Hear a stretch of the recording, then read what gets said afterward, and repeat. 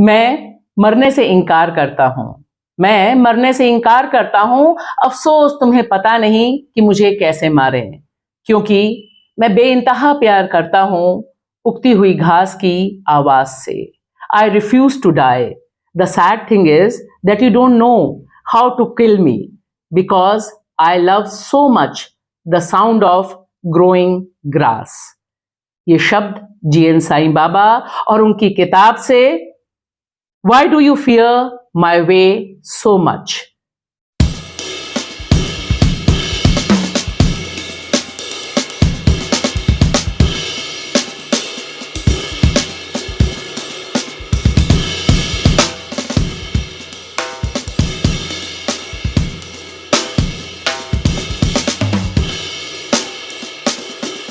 बेबाक भाषा के दो टूक कार्यक्रम में आपका दिल से स्वागत है।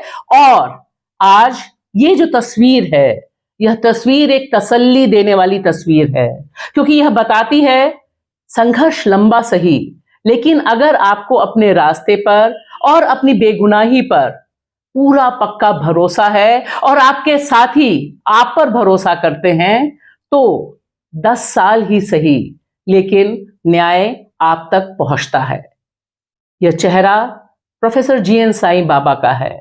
80-90% विकलांग प्रोफेसर जीएन साईं बाबा, जो दिल्ली विश्वविद्यालय में पढ़ाते थे, 10 साल से जेल में, माओवादी से संबंध होने उस विचारधारा में से लिंक करके इन्हें आजीवन कारावास की सजा सुनाई गई।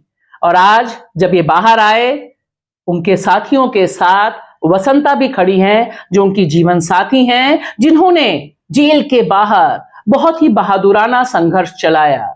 आज की तारीख में यह संघर्ष और जो लीगल प्रोसेस है, उस पर बहुत गहरी नजर और सवाल उठाने बहुत जरूरी हैं, क्योंकि 2 साल पहले यानी 2022 में भी बॉम्बे हाई कोर्ट की नागपुर बेंच ने जीएन साईं बाबा को बाइज्जत बरी किया था और बताया था कि सारा का सारा मामला फर्जी है। लेकिन अफसोस कि सुप्रीम कोर्ट ने फैसला पलट दिया और वापस उन्हें 2 साल जेल में निकालने पड़े। इस समय अच्छी बात यह है कि जीएन साईं बाबा के साथ साथ 5 और लोगों की बेगुनाही साबित हुई, जिनमें से एक जो अभियुक्त थे उनकी मौत हो चुकी है, लेकिन 4 लोग बाहर आए, जिसमें प्रशांत राही, महेश तिर्की, हेम और विजय नान तिर्की भी हैं।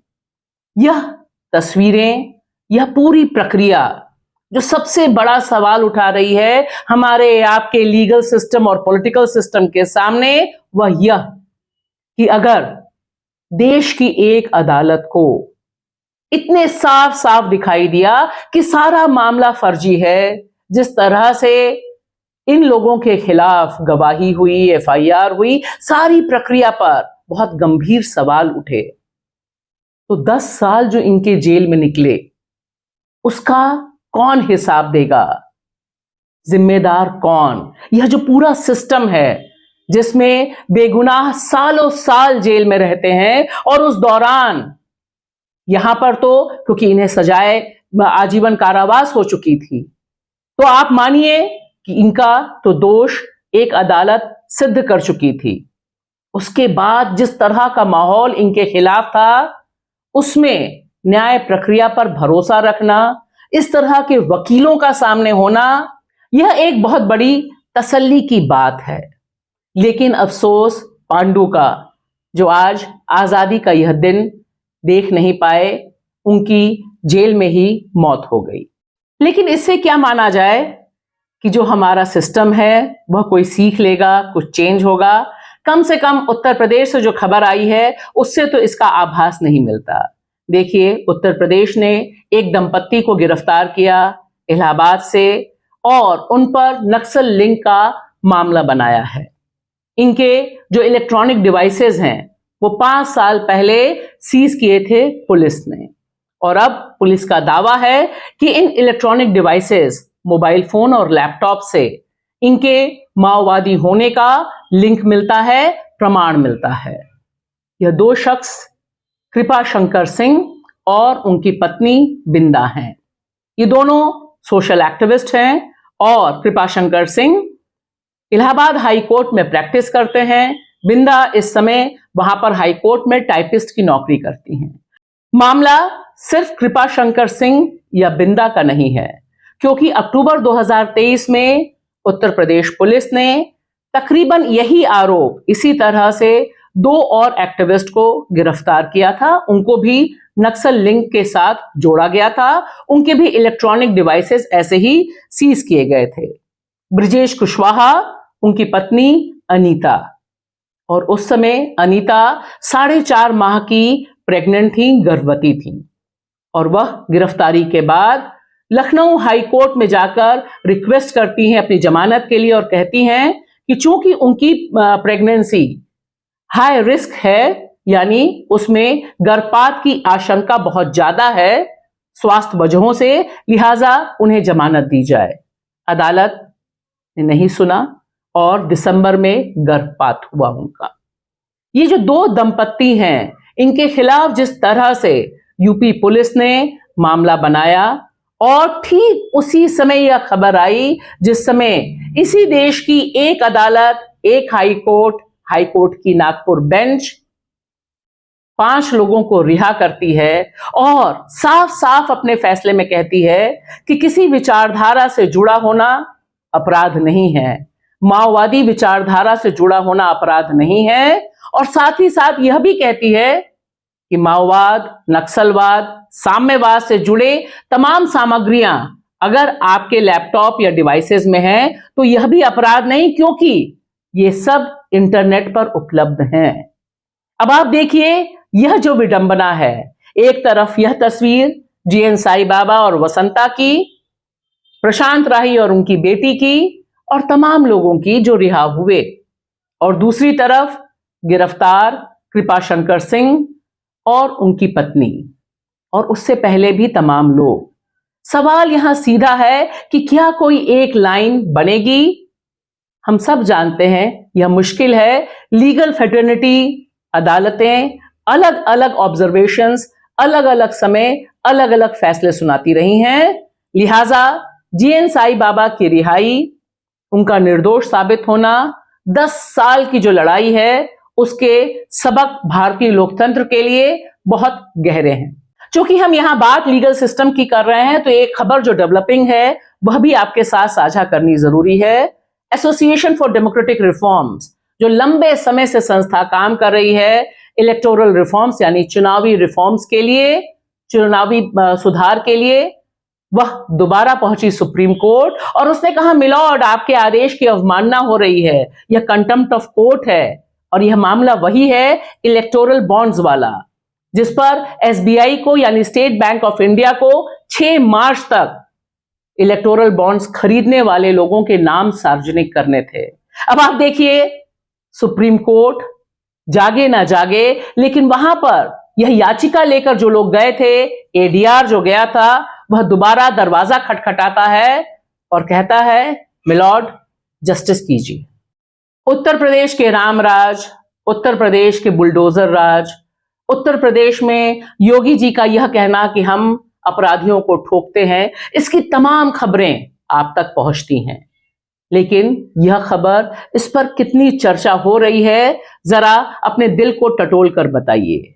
यह खबर हमीरपुर में 28 फरवरी को 2 नाबालिग बच्चियों के साथ, 14-15 साल की बच्चियां, उनके साथ बलात्कार होता है, और उसके बाद उनका जो परिवार है, ये दोनों बच्चियां पिछड़ी जाति वर्ग से आती हैं, उनका परिवार ईंट भट्टे में काम करता है, ये बच्चियां भी वहां काम करती थीं, और परिवार जाता है ईंट भट्टे के मालिक से झगड़ने, क्योंकि उनका बेटा और उनका रिश्तेदार इस आरोप में शामिल होता है। और तब परिवार सार्वजनिक तौर पर बताता है कि इन लोगों ने इन बच्चियों को शराब पिलाई, जबरन बलात्कार किया और वीडियो फिल्म भी बनाई। जब मामला हाथ से निकलता है, दोनों बच्चियां निराश होकर पास ही के एक पेड़ में अपने दुपट्टे से फंदा बनाकर फांसी लगा लेती हैं, आत्महत्या कर लेती हैं। इस ट्रैजिक खबर से एक चीज सामने आती है कि यह एक नया ट्रेंड है। लेकिन मामला यहीं रुकता नहीं है।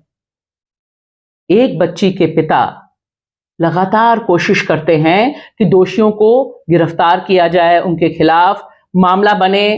पुलिस दबाव में गिरफ्तार करती है उस ईंट भट्टे मालिक को और उसके बेटे को। उसकी पत्नी का नाम भी एफआईआर में दर्ज होता है। लेकिन जैसा कि हम सब जानते हैं, योगी जी का जो रामराज है उसमें इस परिवार के ऊपर केस वापस लेने का जबरदस्त दबाव बनाया जा रहा था। यह इस परिवार का कहना है। परिवार के जो सदस्य हैं वे लगातार कह रहे हैं इस बात को, और फिर यह पिता मजबूर होकर फांसी लगा लेता है।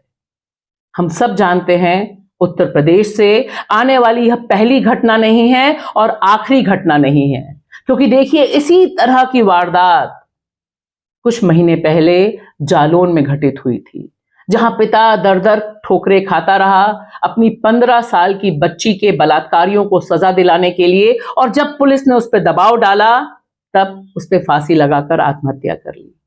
मैं यहां पूछना चाहती हूं, जो हिंदू बेटियों के मामले में इतनी हाय तौबा मचाते हैं, लव जिहाद को लेकर ड्रामा करते हैं, हिंदू बेटियों के गर्व की बात करते हैं, उनमें से किसी का भी खून ऐसे मामलों में नहीं जागृत होता, और ना ही योगी जी का बुलडोजर चलता है यहां पर, ना ही अपराधियों के खिलाफ कोई कार्रवाई होती है।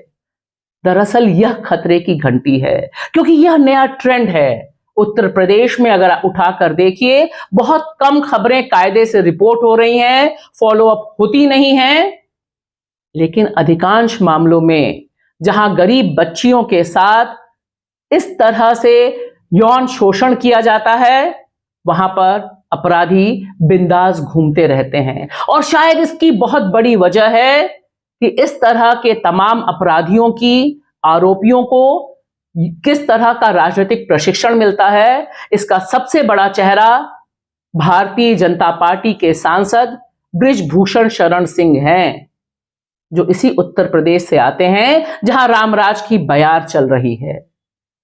यह हम सब के लिए एक गंभीर विषय है, क्योंकि बेटियों पर यौन शोषण करने वाले लोग और उनकी राजनीतिक सरपरस्ती बहुत ही खतरनाक स्तर पर पहुंच गई है, और यह इस देश के लिए खतरे की बात है। शुक्रिया।